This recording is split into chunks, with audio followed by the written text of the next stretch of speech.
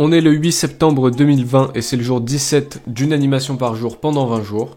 Et aujourd'hui, on va dessiner un mec qui se prend un couteau dans la tête. Alors déjà, va falloir que je t'explique l'idée d'aujourd'hui parce qu'elle est un peu spéciale. Donc tout a commencé hier pendant que j'étais en cours. L'avantage d'avoir fait une animation un petit peu plus simple hier et avant-hier, c'est que du coup j'ai pu m'avancer, j'ai vraiment fait 3 frames et c'est tout. Mais en gros hier j'ai eu plus de temps pour commencer l'animation, sauf que j'ai pris beaucoup de temps pendant l'après-midi à essayer de trouver une animation à faire parce que j'avais encore une fois aucune idée. Donc j'ai pensé à plein de trucs, j'ai essayé des trucs, ça a pas fonctionné, j'avais pas d'inspiration. Je suis en train d'essayer de me souvenir comment j'ai eu cette idée mais je sais pas exactement. Et bref, au bout d'un moment j'ai eu l'idée d'un mec qui se prend un couteau dans la tête et je sais plus trop pourquoi. Du coup l'idée d'animation que j'ai pour aujourd'hui c'est un mec tranquille au milieu de l'écran qui va se prendre un couteau dans la tête, donc un couteau lancé comme ça, qui va tourner sur lui-même avant de se planter dans son front. Du coup il va avoir un mouvement d'impact. Ensuite il va revenir à sa position initiale. Il aura aussi pas d'expression on dirait pas qu'il a mal, on dirait qu'il sent pas grand chose. C'est genre il se prend un couteau, c'est normal. Donc il se prend le couteau dans la tête, peut-être qu'il saigne sûrement. Ensuite il agrippe le couteau et il essaye de le retirer de son front. Donc il faudra que je fasse un moment où il tire et il n'y arrive pas. Donc ensuite il réessaye. Enfin il va même prendre les deux mains et tirer sur le couteau avec beaucoup de force pour qu'il parte. Donc évidemment c'est pas logique et pas cohérent, en temps normal il serait mort, et je pense pas que tu te retires un couteau planté dans ta tête de cette manière. Mais en tout cas ça m'a motivé à faire, et quand j'ai eu cette image dans la tête je me suis dit ça peut être drôle à animer et intéressant à faire. Du coup il se retire le couteau, il le jette de l'écran, et ensuite il faut que je trouve un moyen pour qu'il referme sa plaie sur son front.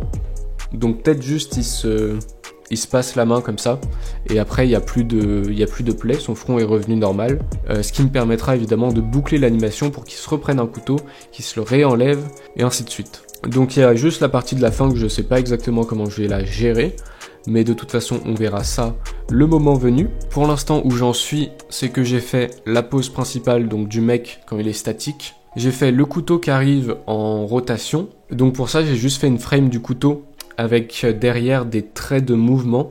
Je sais pas comment ça se dit en français, mais en anglais c'est smear. Du coup il y a ça qu'ensuite j'ai copié-collé et fait avancer sur l'écran pour qu'on ait l'impression que le couteau avance tout en tournant. Et il va tellement vite qu'on peut pas avoir une image nette de lui. J'ai fait le design du couteau que j'ai regardé sur internet, donc c'est genre un couteau de cuisine. Et j'ai fait la frame où il a le couteau dans la tête, mais statique. Du coup ce qu'il va falloir que je fasse c'est l'impact du couteau dans sa tête, donc le moment où il recule et il se prend l'impact de plein fouet. Ensuite, il y aura la phase où il s'enlève le couteau. Et ensuite, la phase où il se guérit. Je pense que c'est le plan pour l'animation d'aujourd'hui. Et du coup, on verra ce que ça donne. À tout de suite.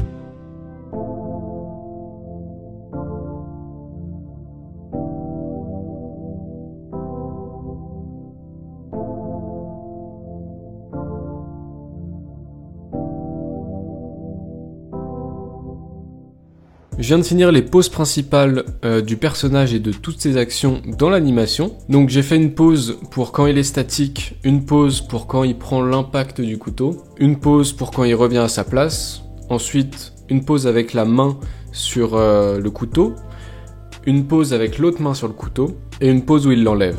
Du coup ça donne ça. Et là du coup tout ce que je vais rajouter ça serait un peu de l'acting, c'est-à-dire essayer de transmettre les émotions sur son visage et par ses gestes de ce qu'il veut faire. Par exemple, un truc que j'ai commencé aussi à faire, c'est faire l'ancrage définitif. Et j'ai fait du coup des petits détails. Par exemple, le moment où il met sa main pour essayer de tirer le couteau, faut qu'on sente qu'il essaye de tirer le couteau.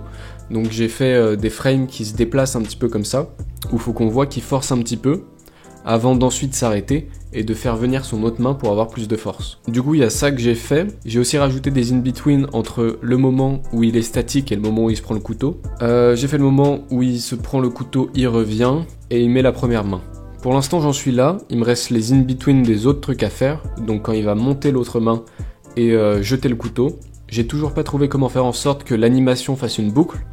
Donc on va trouver ça, d'une manière ou d'une autre. Il va devoir effacer sa blessure pour pouvoir se reprendre un couteau dans la tête. Je peux te montrer l'animation à l'heure actuelle où elle en est.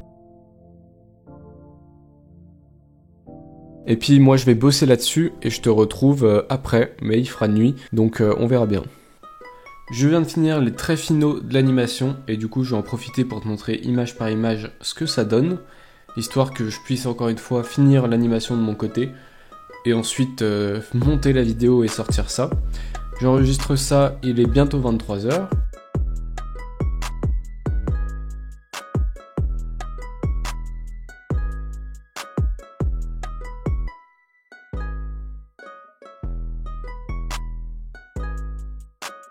Donc, première image, le perso statique. Ensuite, t'as le couteau qui arrive.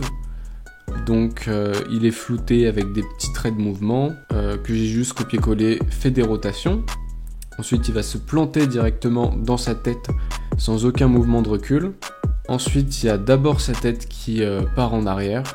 Ensuite, tout son corps part en arrière. Il continue. Et là, sa tête repart en arrière et les bras continuent légèrement de monter. En vrai, ça me permet surtout de faire beaucoup de réutilisation et de faire un mouvement un peu plus fluide.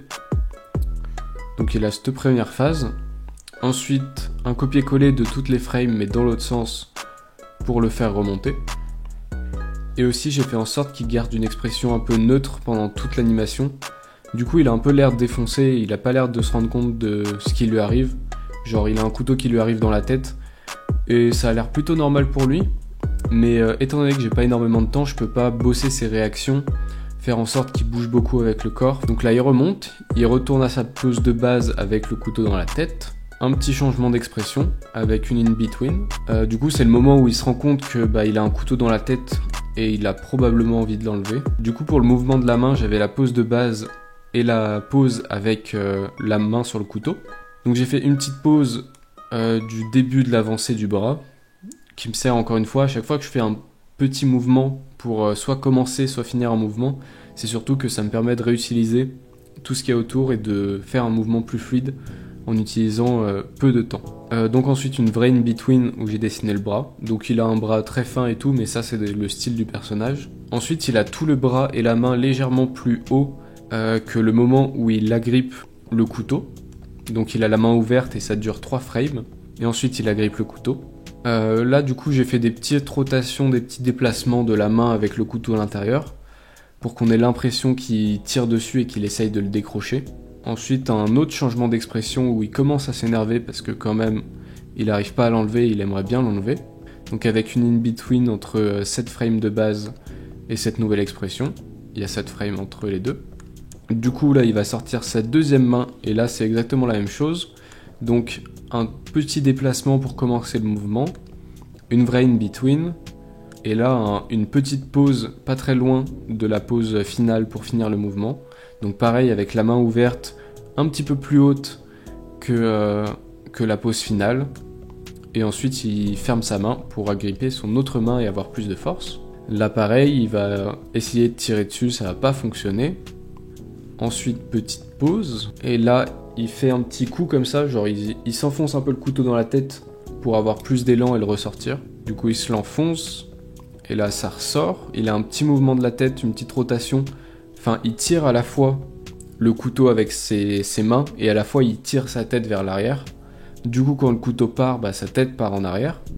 Du coup ça le fait relâcher sa tension, il ouvre la bouche, et ensuite il y a le couteau qui va partir de l'écran, et il va le suivre des yeux tout en fermant sa bouche. et en jetant ses bras avec la vitesse. Donc il y a une frame où on voit plus du tout ses bras, mais ça dure qu'une seule frame, donc ça se voit pas énormément. Pareil, quand il remet ses bras à leur place, il y a juste une frame avant où il envoie ses bras légèrement plus loin que leur pose finale. Et ensuite, il a un petit temps d'attente où il regarde vers le sol et il va remonter les yeux. Et du coup, j'ai pas fait de boucle parce que j'ai pas trouvé forcément d'idée et je me dis que j'ai un peu la flemme de le faire et de prendre du temps de encore faire des frames en plus juste pour ça. Sachant que l'idée de base du couteau qui vient et qu'il le jette est déjà posée. Si j'avais plus de temps, j'aurais fait ces frames, mais là, grosse flemme. Ce que je vais faire, c'est mettre la couleur. Je pense partir sur un truc avec juste une couleur dans le fond ou juste une couleur sur le personnage, faut voir. Du coup, je vais faire un petit truc simple et abstrait qui me fera gagner du temps et qui sera tout aussi efficace et impactant. On verra ce qui se passe. De toute façon, je te laisse sur un timelapse ou directement sur la fin de la vidéo. Et je te dis à demain pour jour 18.